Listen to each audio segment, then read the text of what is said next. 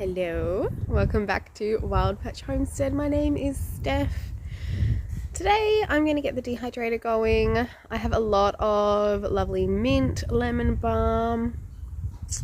I have some lavender. Ooh, maybe not lavender. All the flower heads have died back. I waited too long. That's okay. I have borage and other things that I would like to dehydrate and get ready for our cups of tea. So I love a good herbal tea in the evenings, and they are bursting at the seams at the moment. Also, I've got borage taking over my garden. I don't like to pull it out because the bees love it. I don't know if anyone's like me, but it's really hard to pull things out that, you know, all the pollinators are really enjoying, especially before winter when the bees need to get their honey stores up as well. So I'm struggling with that one a little bit, but the leaves are really good for you. So I think that's about it. I don't think I have anything else I need to dehydrate, but I do. I have sage, and I want to check my other little herbs down the back. I don't really check on them very often, but I did notice yesterday that the sage is like gone crazy. But as we're planning to move from here in the next few months, I may miss the next opportunity for I may not be here for spring when it really comes back again. Things tend to struggle during our cold winters here. So I'm going to try and take the opportunity to start dehydrating and storing everything I have, and hopefully get quite a little stockpile going up of my favorite herbs. I just wanted to show you the walkway because it's a bit chaotic at the moment. I have all this borage here and marigolds, and so I kind of have to like step through, and then the borage spines get me, so that hurts.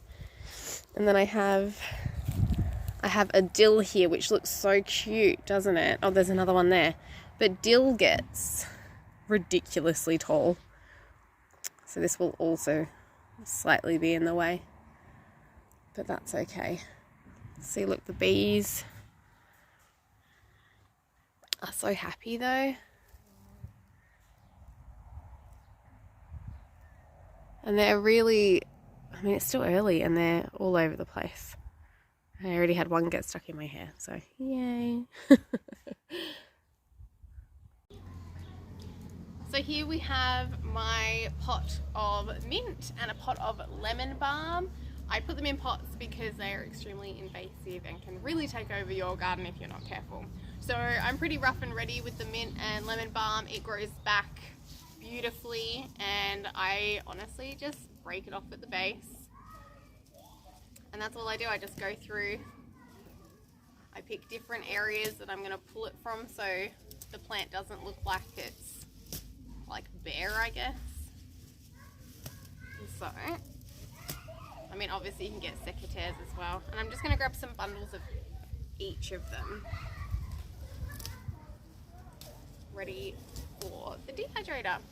Now they look the same, so I do want to make sure I'm putting them in different parts of my basket, because otherwise I'll get confused and not know what I'm going to put in my tea. So you can be pretty rough with it, and it's very hardy. It will grow back. It actually doesn't mind a good hard trim anyway, so you're kind of doing it a favor.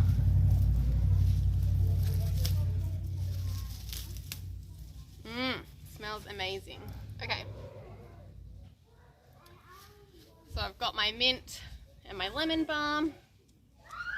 Let's go see what else we can find. I'm going to grab some rosemary as well, because I just don't know if the next place is going to have rosemary, and I've been a little bit spoiled for choice.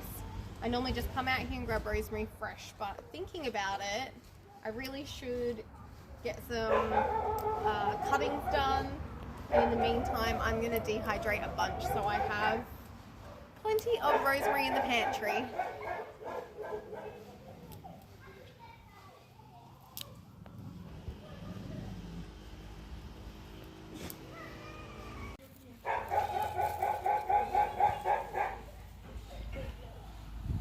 So I have an abundance of borage at the moment. Now the best leaves to take though are from younger leaves.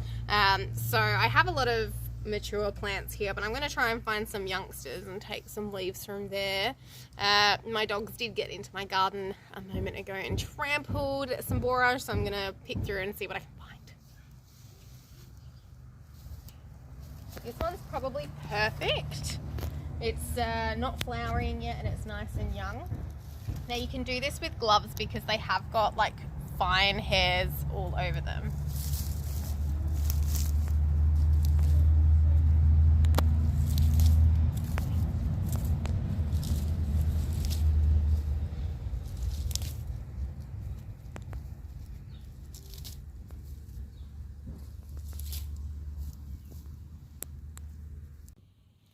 So last but not least, I have got calendula. My plants are ready for picking. So being autumn, they're all coming back. I mean, as you can see, they've gone to seed and now they're just resprouting. So calendula is a great medicinal flower to have, and I make a lot of our salves that help with any like mozzie bites, and we have had a lot of mosquitoes lately. So any itching or irritated skin, eczema. So I'm just going to go through anything that looks like this one is not going to be okay to take, but these look nice and fresh. So we're going to take the fresh looking flowers and throw it in the dehydrator as well. And add it to our beautiful colourful basket.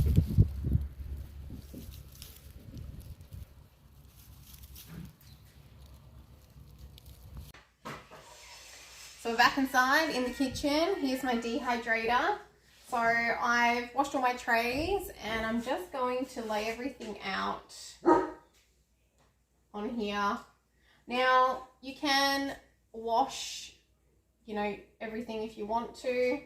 I have an organic garden, so the only thing I'm really looking for are bugs, and because my dogs got into my garden earlier, I did notice the borage had a couple of dog hairs on it, so I'm keeping an eye on everything.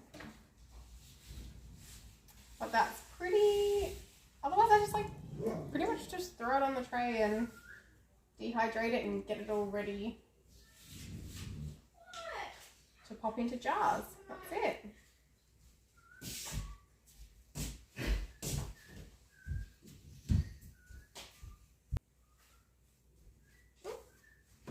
One drop.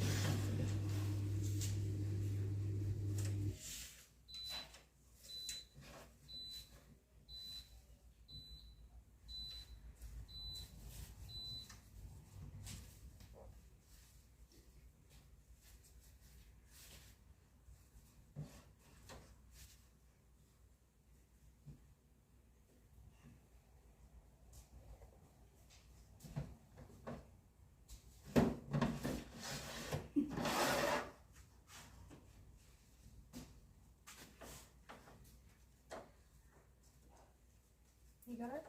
Mm-hmm.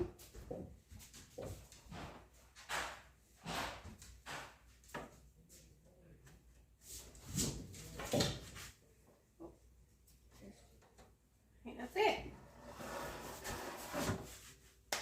All done. Okay, so I'm going to... Oh, That's not... can I do it? Watch your fingers because it'll get stuck.